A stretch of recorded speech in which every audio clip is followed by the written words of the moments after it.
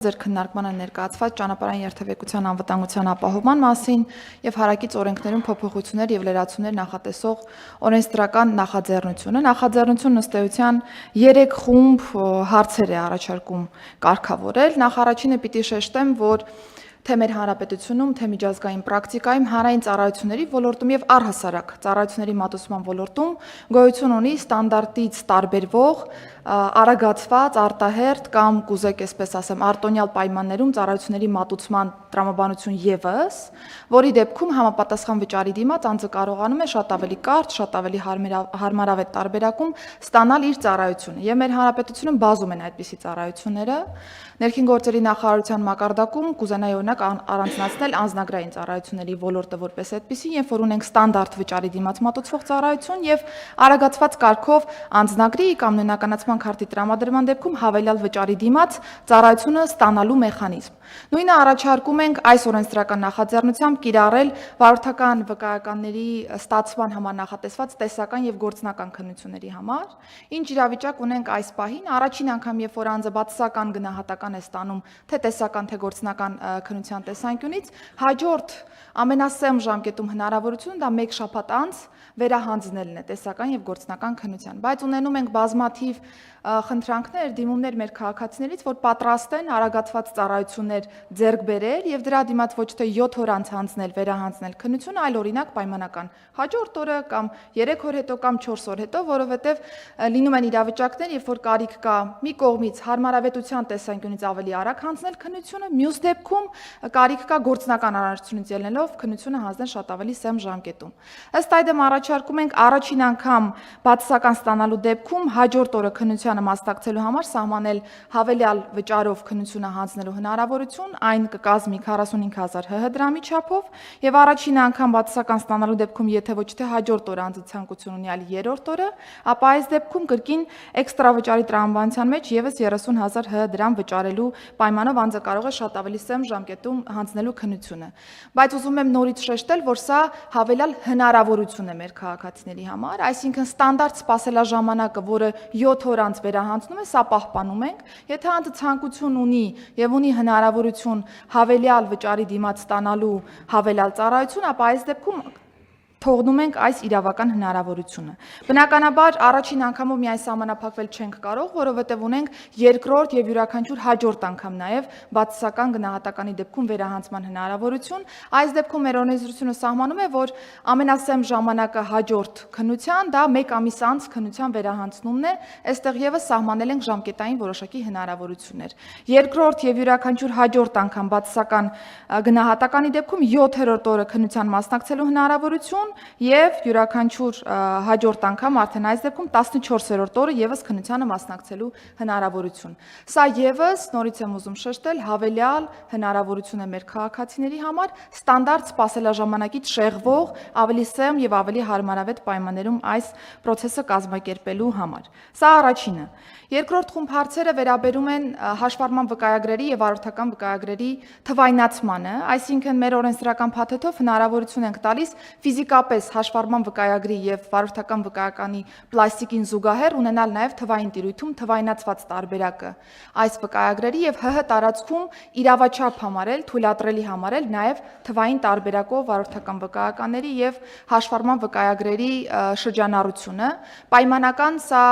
նաեւ թույլ կտա հետագայում բարեկային ծառայության կողմից, եթե կա որևէ ճանապարհային երթևեկության կանոնի խախտում, եթե անձը չունի պլաստիկ վկայականը, բայց կա թվային տարբերակով վկայականը, սա չի հանգեցնի որևէ ձևով վարչական պատասխանատվության կիրառման։ Սա նաև թույլ կտա մեզ գնալու երկրորդ նաև փուլ զարգացման ճանապարհով, որովհետև հաշվառման վկայագրերի եւ վարորդական վկայականների դեպքում պիտի կարողանանք նաև լրացուցիչ բոնուսներ մատուցել, բոնուսներ ապահովել մեր քաղաքացիների համար տարբեր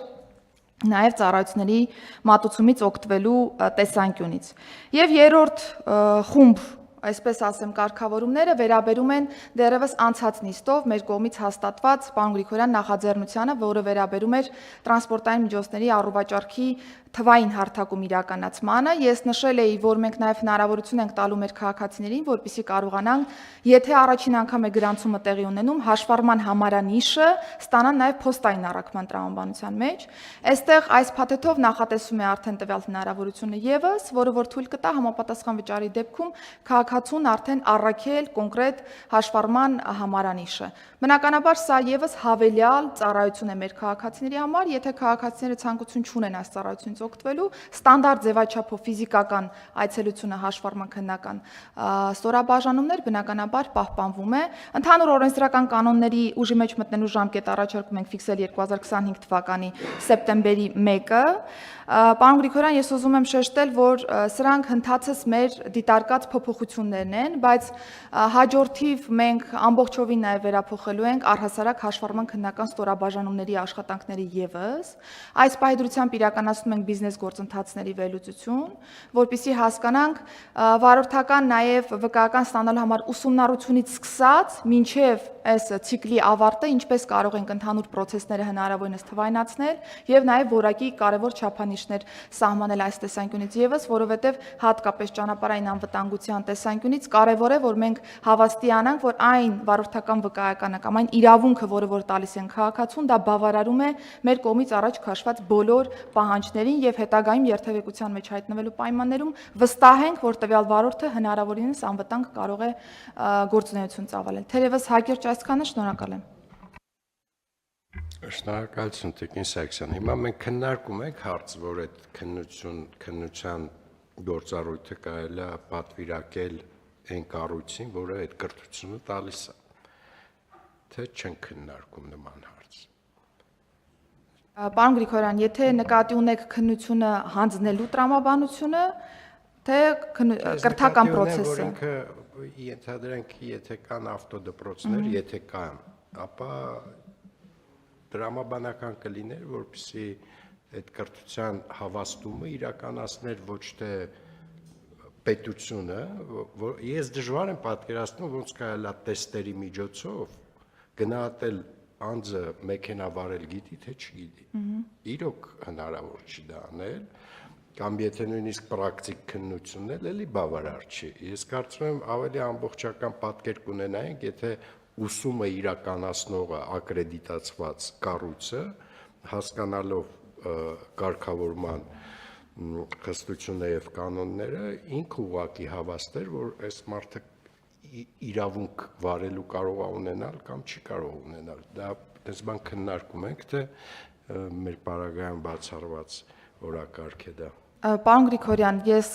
նշել եմ նաև նախորդիվ տարբեր քննարկումների շրջանակներում, որ բիզնես process-ների վերլուծությունը, որը որ իրականացնում ենք հաշվառման քննական ստորաբաժանումների, ոչ թե պարզապես բիզնես process-ի թվայնացման կամ վարչարարության պարզեցման նպատակ է հետապնդում, այլ առհասարակ վարորդական իրավունքների տրամադրման եւ մեքենաների գրանցման եւ այլ հնարավոր process-ների ավելի արդյունավետ իրականացմանն է վերաբերում, որովհետեւ միայն process-ը չէ, որ պիտի ապահովի որակ։ Process-ը կարող է հարմարավետություն, ավելի քիչ վարչարարություն ենթադրել, բայց դա պիտի սպասարկի որակին հիմնականում, եւ ձեր նշած տարբերակը բնականաբար դիտարկում ենք։ Այս պայդրությամբ քննարկում ենք այն տարբերակը, որ վարորդական քննություն հանձնելուց առաջ լինի անպայման կրթական բաղադրիչ եւ կառավարությունը այս դեպքում ներքին գործերի նախարարությունը սահմանի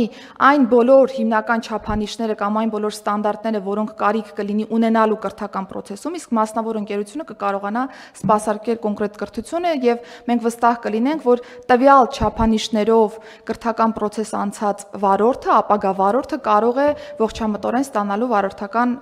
իրավունքի վկայական։ Այս պայդրությամբ այս տարբերակը քննարկում ենք։ Նախարարության դեպքում բազմաթիվ են այսպիսի դրվագները, երբ որ մենք արտապատվիրակում ենք համանման ծառայությունները, այնպես որ հանրային ծառայությունների մատուցման ոլորտի մեր որդեգրած քաղաքականության համահունչ, սա եւս բացառություն լինել չի կարող։ Պարզապես պիտի դրվագները քննարկենք, որ հատվածն է ենթակա արտապատվիրակման, որ հատվածն է, որ պիտի պարտադիր մնա պետության որոշման կայացման տիրույթում։